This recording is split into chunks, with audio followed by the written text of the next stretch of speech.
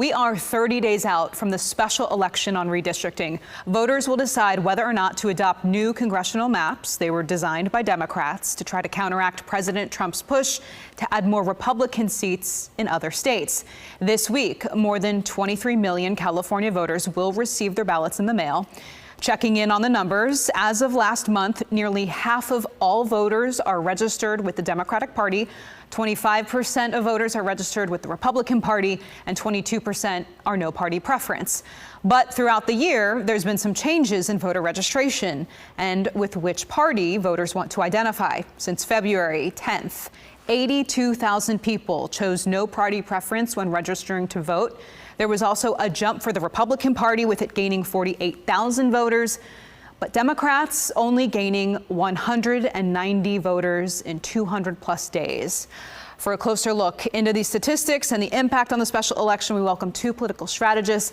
Democratic strategist Steven Maviglio, Republican Tim Rosales. Thank you both for joining us. Thank you. All right, Steven, I want to start with you here, especially looking at those Democratic numbers.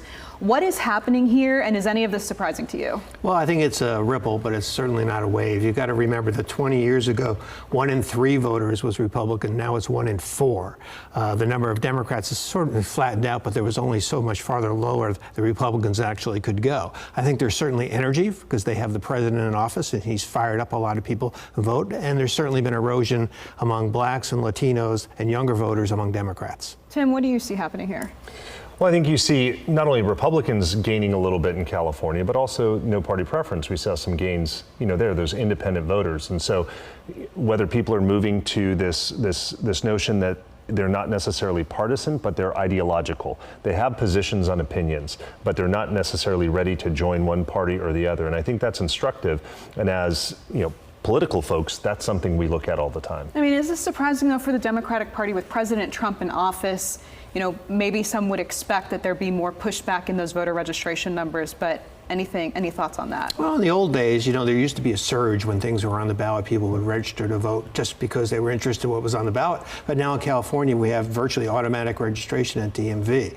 And switching parties is actually sort of a longer term trend to see, because before you switch party, you're probably voting for that other party long before you actually make that move. And in terms of the Republican Party, is the president having any impact here?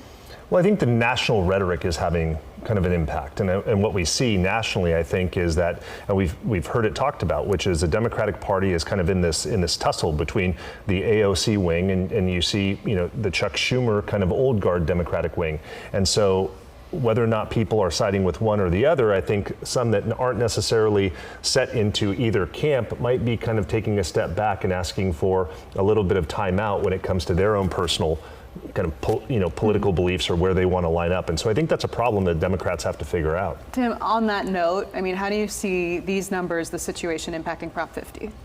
Well, still, Democrats have a huge advantage in California, no question about that. And certainly Republicans have a lot of work to do. And I think the question always has been for Prop 50, is this a fairness issue?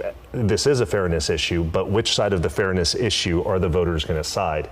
And, Californians have this kind of weird purple streak sometimes. And I think right now it's about a 50-50 chance on both sides. Steven, thoughts? Do Democrats have this in the bag just based on the numbers? Well, you would think so. And I think that's why the Yes campaign is running nothing but anti-Trump ads and not talking about maps and redistricting and boundaries. The obvious choice is to make it a referendum on Donald Trump because Democrats have the numbers. All right. Steven Maviglio, Tim Rosales, we appreciate your insight. Thank you so much for joining us. Yeah. All right.